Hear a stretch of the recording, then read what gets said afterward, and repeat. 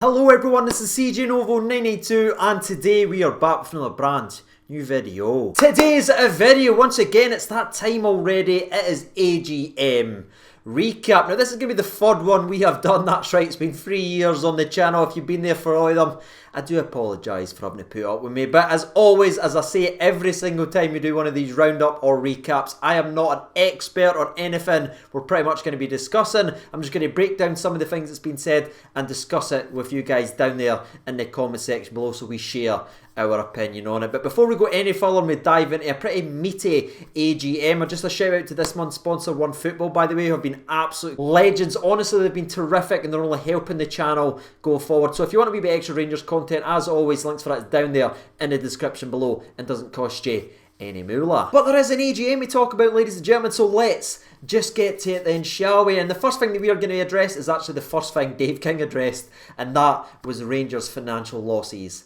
again. And I absolutely love the fact they addressed it so early on and spent so much of the time breaking it down into every single category. Honestly, didn't just come to me if you want all the news on this one. If you want every bit of detail, go to the official Rangers YouTube channel, watch the Dave King speech. He breaks it down perfectly. Me, however, in this video, we're sort of doing a match of the day style highlights-esque of what Dave King talked about. One of the first highlights we're going to be discussing is the fact they say these losses that are occurring for Rangers over the last couple of years were always going to be a part of the plan. It was always going to be that way because we were so far behind. Spending all those years in the lower divisions, working our way up, we were always at a disadvantage, so we had to play catch up, and that is where the majority of these losses come from. And he sort of broke it down. If you think about it, over the last couple of years they have invested 30 million on players to improve what we were seeing on the park. Now we all know, we've all saw some of the flops and some of the most painful flops that we've had over a couple of years where a lot of that moolah has went to and just been absolutely pissed in a wall. But again,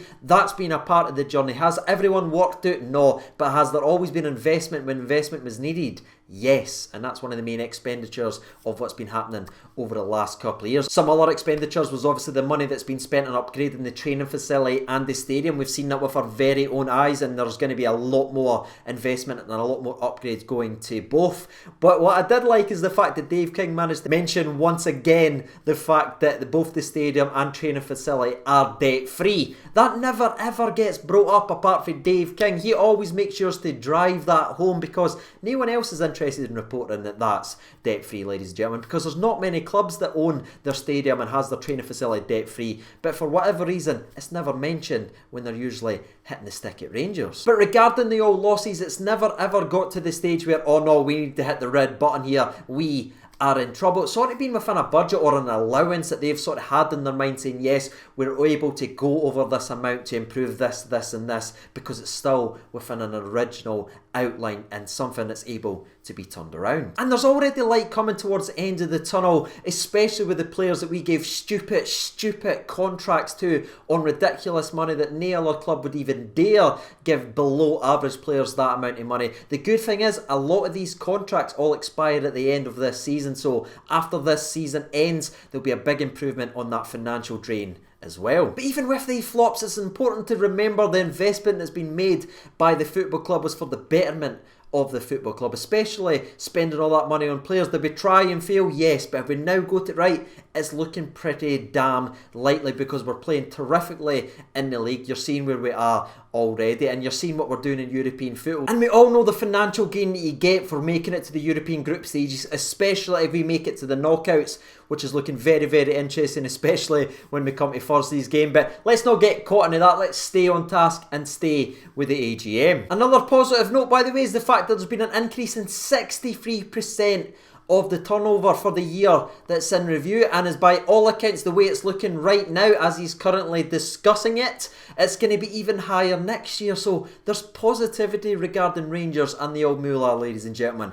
Didn't let the Tin Hatters get you doing. And that little statement is pretty much backed up by what Dave King talked about next, because he's discussed the fact that they're changing the structure within the football club to a much more traditional set up, because you think about it, what we just discussed earlier on about the overspending to catch up because all the years we spent in the lower division, we had to do that if we wanted to close the gap between the two teams. Well, as confirmed by the performances on the park, that gap is well and truly closed. So that expenditure, that main drain that's been hitting us for the last couple of years, isn't needed anymore, especially not to the size that we've needed it over the last couple of seasons. So as that's going to slowly stop with the structure change in the football club, having a much more balanced setup with the increased turnover that we just mentioned, that's only getting higher and higher, and the performances in European football, we are going to see a change in the finances at the football club, and this is the changing year. And speaking of changes, by the way, that leads us perfectly into our next talking point regarding the old holding company. That's right,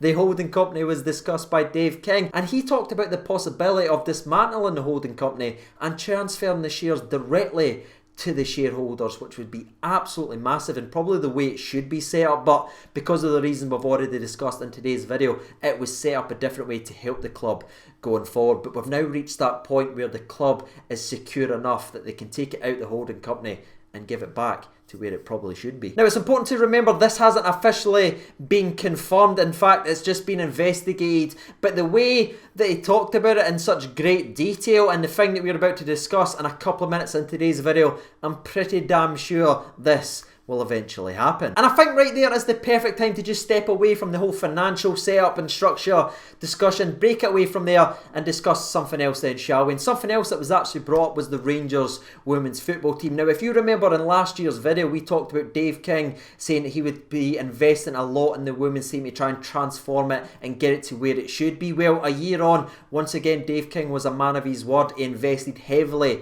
in women's football and is slowly but surely turning things around. Well, this year he once again used the AGM as a platform to confirm that there'll be even more money invested in the women's game to get them not only competing domestically but in the European level as well. It's definitely something that Rangers Football Club, especially the shareholders, are right behind. So you're going to see a hell of a lot more invested over the next couple of seasons. That leads us to the next talking point that I want to talk about, and it's in fact it's going to be the final one, because there was so much discussed in his 32 minutes address of the AGM. Some of it have been fantastic things like the Youth Academy, all the great work that's been done there, the phenomenal work that's been done at the Rangers charity. Honestly, fantastic, and I wouldn't even do it justice. But there is a massive talking point, and that is going to be the fact that Dave King has confirmed that he is stepping down as Rangers chairman. Now, I'm going to be honest with you, my initial thought when I heard this was, wait, what?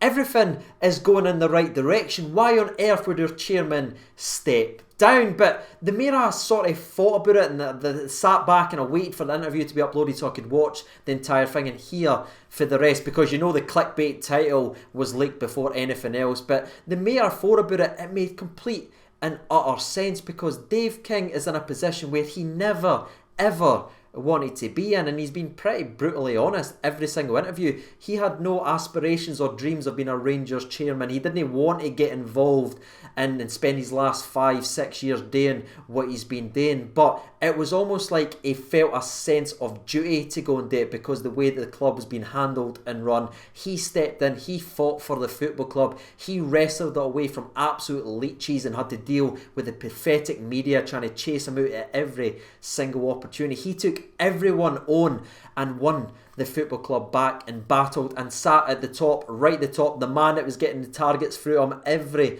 single time. But he done it and he steered the ship, and then, as he even said in his own words, the hard work has now been done. I honestly can't sit here and put any words just how much better off we are under Dave King than where we were. It's even scary to think back before Dave King, but like I said, he fought everyone and he won, and he leaves the football club in a hell of a lot better position than when he walked in. But something I think is getting very lost on a lot of people that likes to jump on this and try and make a big deal of it in a negative way. You already know who I'm talking about. It's the Tin Hatters, ladies and gentlemen. Something that's very important to remember is he is not stepping down until two things that are done at the football club. The first one is the fact that he is not going anywhere until the new funding is up and running at the football club, and the second one is the fact that he is not going anywhere until the improved structure, what we've already talked about in today's video, is running, it's effective, and it's working nicely. Because that's something he said even in his interview after the AGM. He would not be leaving his position as chairman at the football club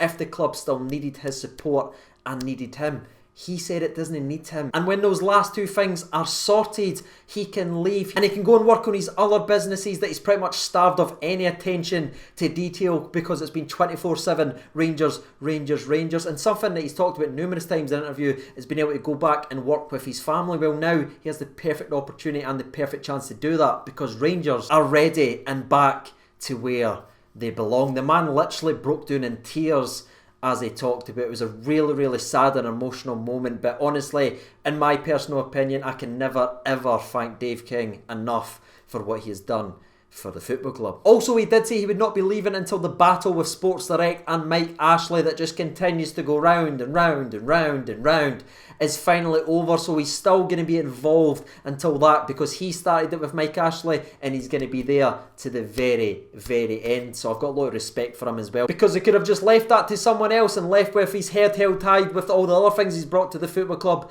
But the fact that he's staying in that battle shows you everything you need to know about Dave King. By the way, for the Moonhowlers and stuff like that, he's still a major shareholder at the football club. He's not leaving a sinking ship and all that, whatever these guys are wanting to try and push. He's still a major shareholder at the club, but being Rangers chairman isn't needed now. But with that being said, that's us reached the end of the AGM recap 2019. Again, there were so much other things that was discussed, and I'll be happy to discuss that down there in the comment section below if there's anything else you want to talk about down there. But before we finish up today's video, I just want to ask you your opinion on this year's AGM and what do you think about Dave King stepping down? While you guys share your opinion, I'll jump over to Twitter and hear from the people. And the first one we're going to be reading out in today's video actually comes from Dave Cornish, and he writes in, glad to see it. He genuinely deserves some peace with his family after saving us for the Spivs and Fat Mike. What he has done won't be fully appreciated for a few years yet by most folk, but he was there when we needed him. Deaky Neil writes in, done what he promised, got us back to challenging,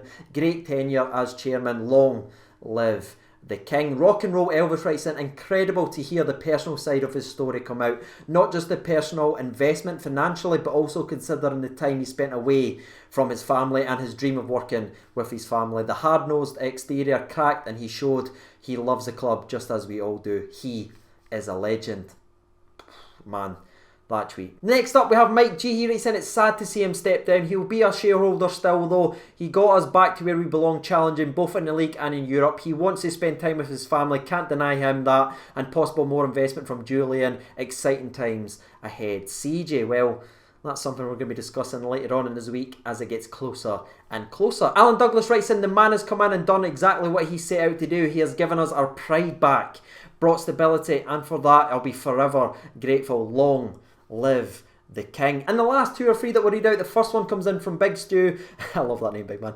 And he writes in, done so much for Rangers, should leave with his head held high and with respect from all the fans. Ian writes in, sad, I wish he would be the chairman when we won the league. He deserves legendary status. Without him, I don't know where we would be. That's if we would still have even had a football club. And the last one we'll read out actually comes from Ryan Golding. He writes in, he's done so much for the club. I respect whatever decision he makes on this one. So there it is, ladies and gentlemen, boys and girls. You've heard from the people, you've heard from myself. If you haven't done so already, you know what to do by now. Get your thoughts and opinions down there in the comment section below. But as always, I've been CJ Nova 92. Thank you so much for watching, and bye.